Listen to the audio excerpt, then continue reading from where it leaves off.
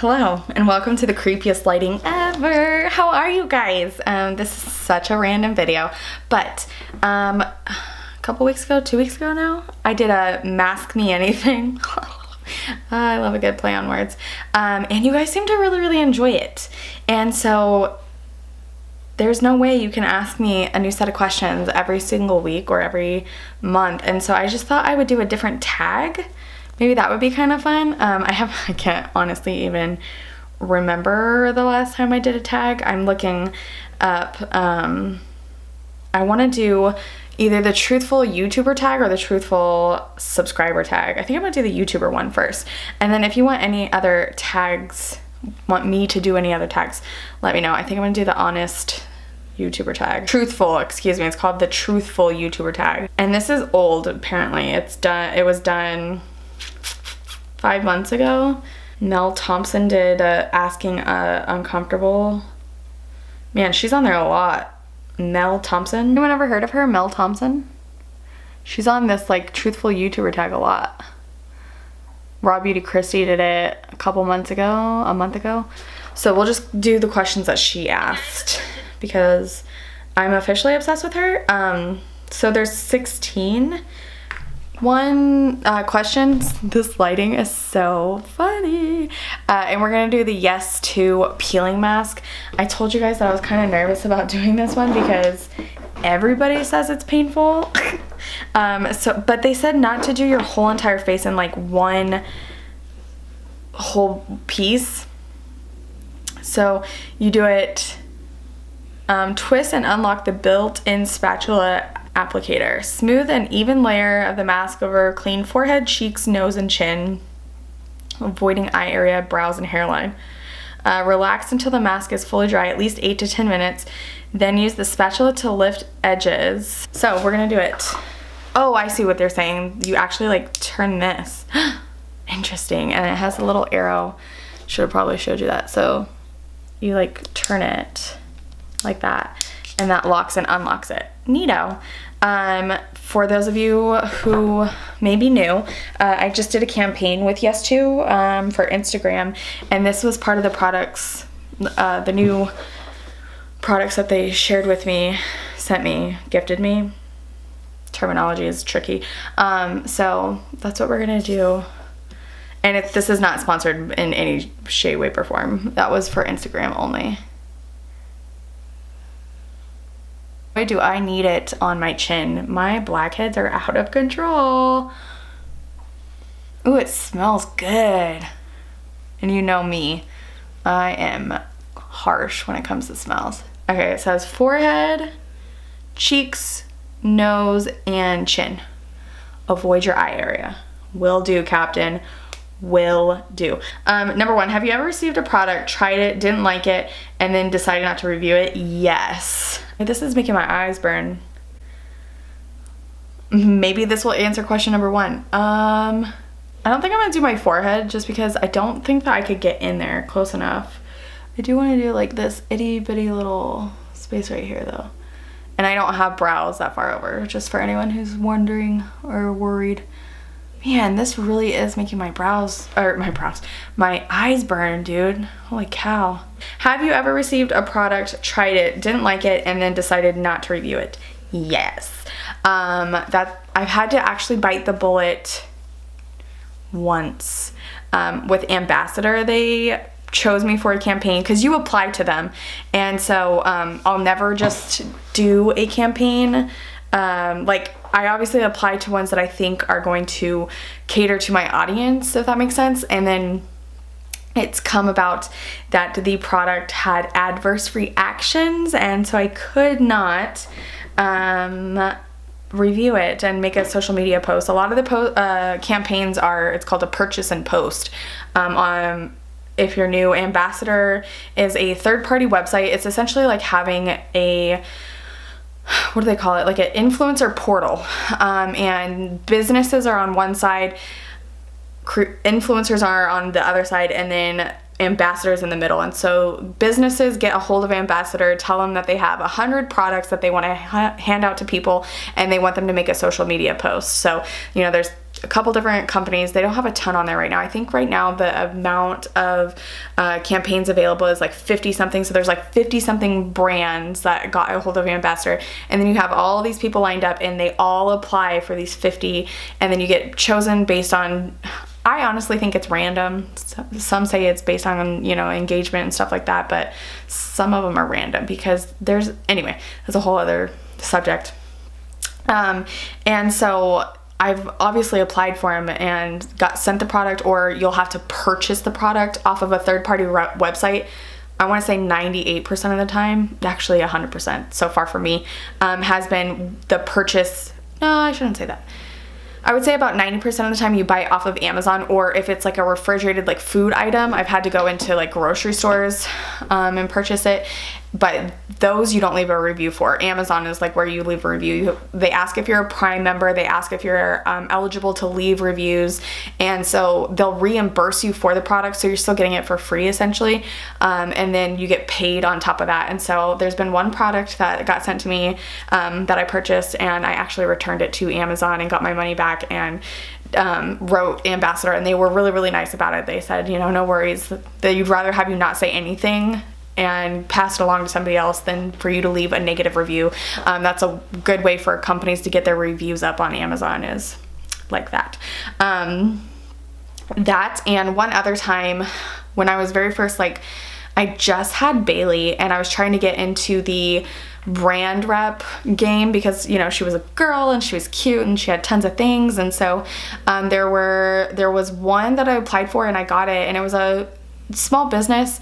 I'm not going to say what it is. It was a little boutique, and she sent over 3 items, and 2, I'll say 1, just for the benefit of the doubt. 1 product was terrible, and so I never did a social media post for it, and I paid for them myself. Like, the whole brand rep thing is kind of dangerous. You know, when you're smaller, you think that you're going to be like big, huge brand rep, you know, and get sent tons of free products, but it's actually sometimes tricky. They trick you in with that term brand rep, but they just give you like a 40% off discount. So you still have to buy the products to make the posts and stuff like that. So be careful with that. So yes, the answer.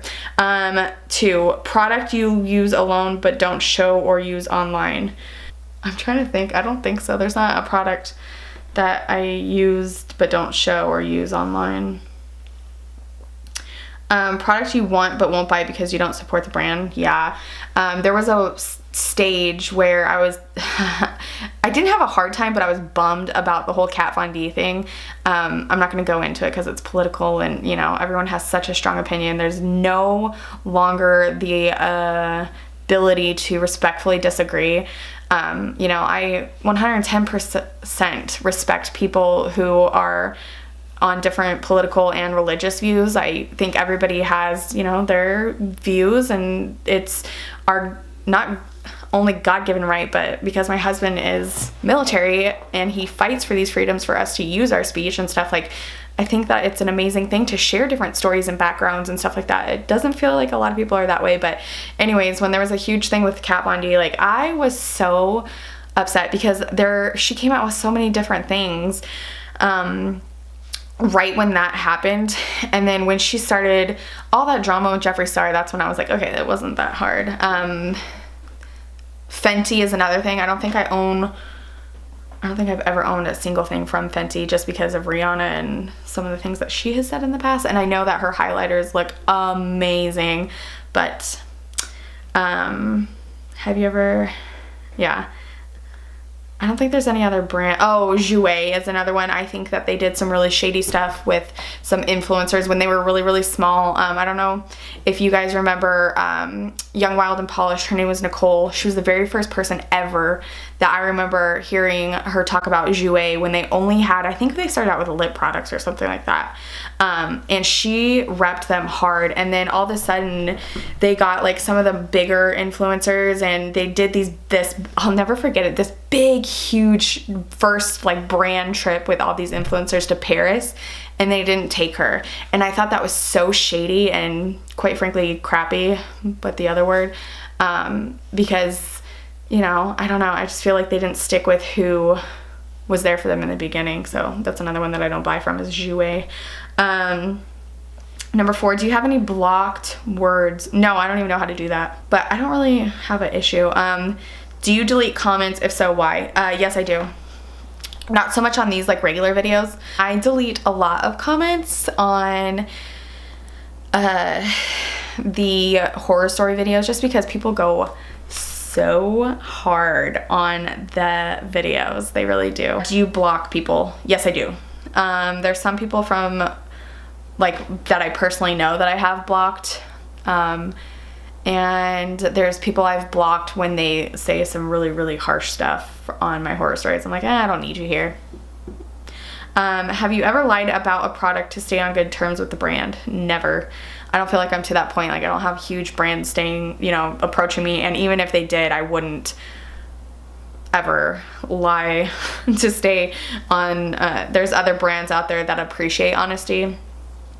So you guys are more important. You guys are here to stay. I wouldn't get a brand deal if I didn't have you guys, you know what I mean? So theoretically. Have you ever initially liked a product when you reviewed it and changed your mind but didn't let your audience know?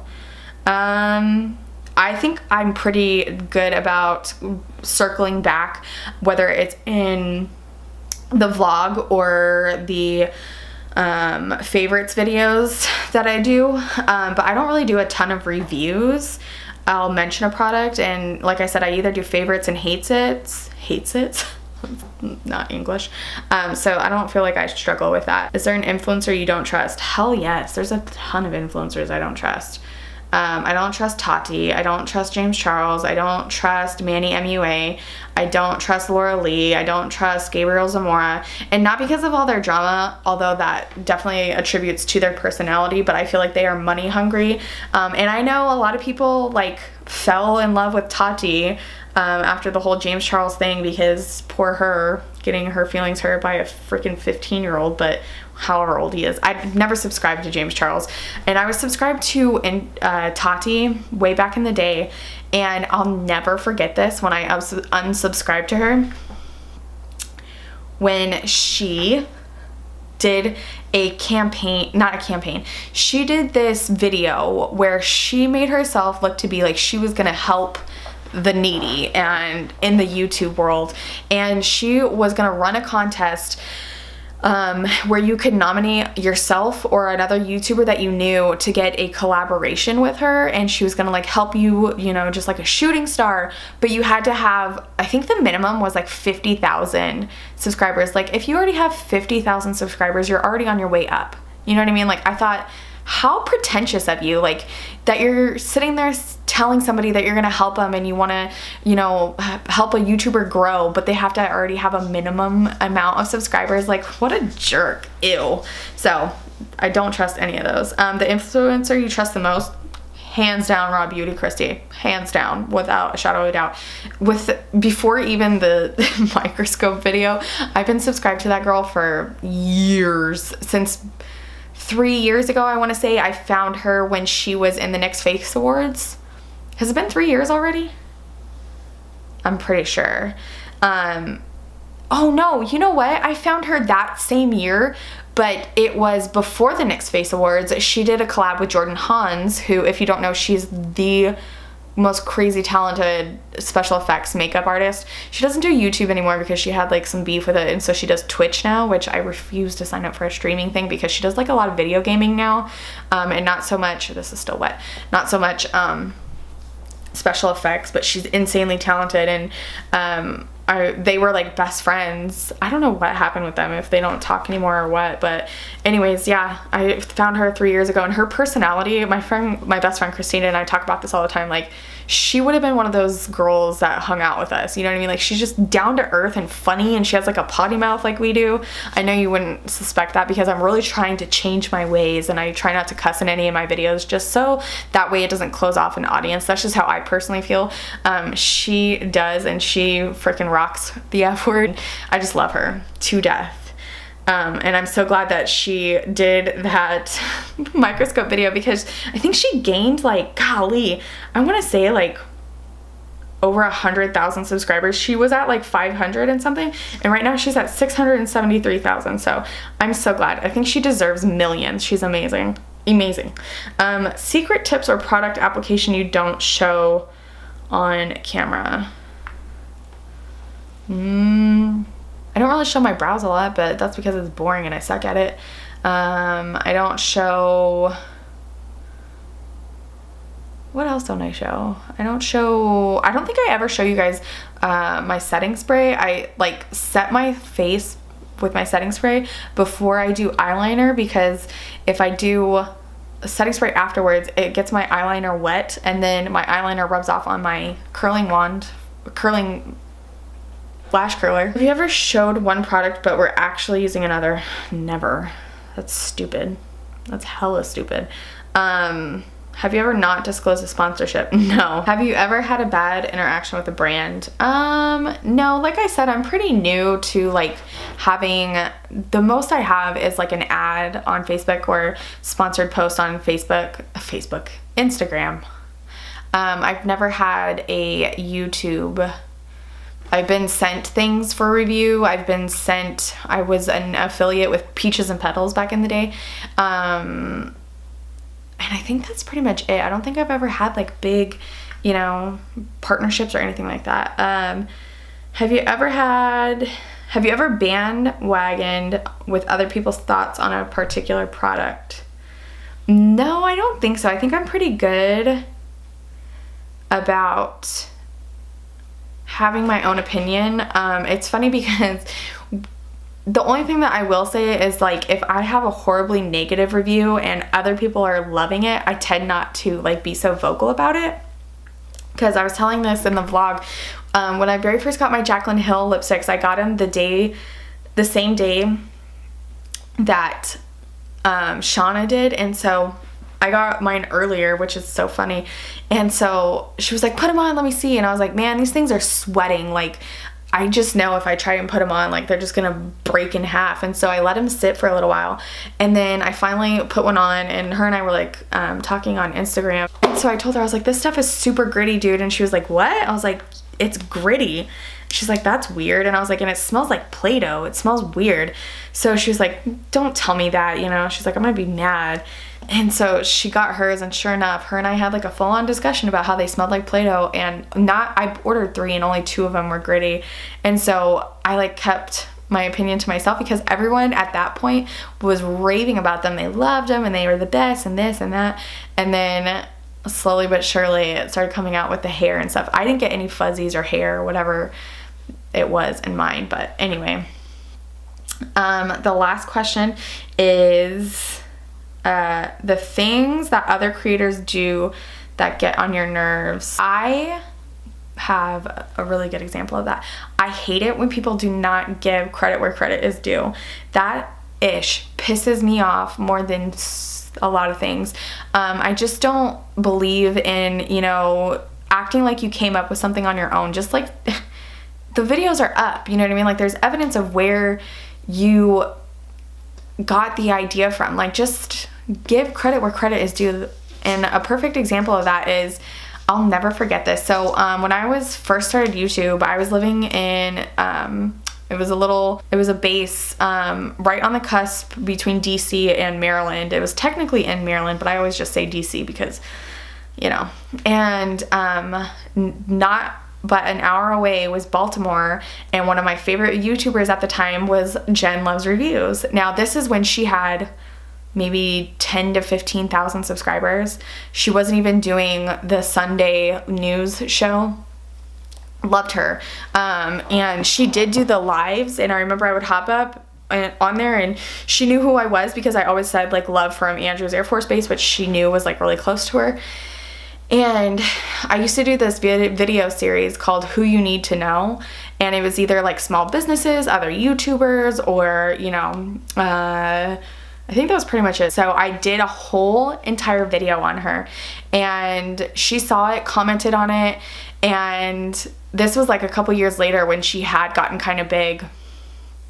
And she turned around and did a video saying who you should love, and didn't even mention me, when I did the video on her literally 2 weeks before that. She did the same exact video as me. And not that I invented it, but she saw it and commented on my video, and that just pissed me off. Like, I just think that there's no character when it comes to that. And I know people freaking love her, and that's totally cool. She just burned me, and I don't think that she's bad at what she does. I think that the daily makeup minute and what is it called? What's Up in Makeup News or whatever,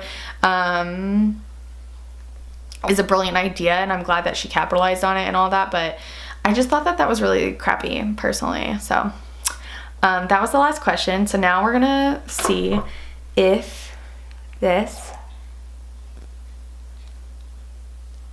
did anything. I'm gonna go with no because I didn't feel any pull whatsoever. Literally not a single thing has been done. Not a single thing was lifted off of my nose. So now I have to go upstairs and do a BYA strip, which is not the end of the world, but not a single thing. What a bummer. See, if I was any type of shady, I guess. What do the kids use these days? Thirsty. I would tell you, because I did a brand partnership with them, like, that it was amazing and, you know, whatever. I loved the dual mask. The white and black charcoal one was amazing. Loved it. This one did absolutely nothing. Yeah, I can still feel all that texture, so I'm gonna go do a BYA strip. But this video was super long. It is now 9:15 at night, and I am gonna go rinse all this stuff off my face. Let me know if you guys like these kind of videos.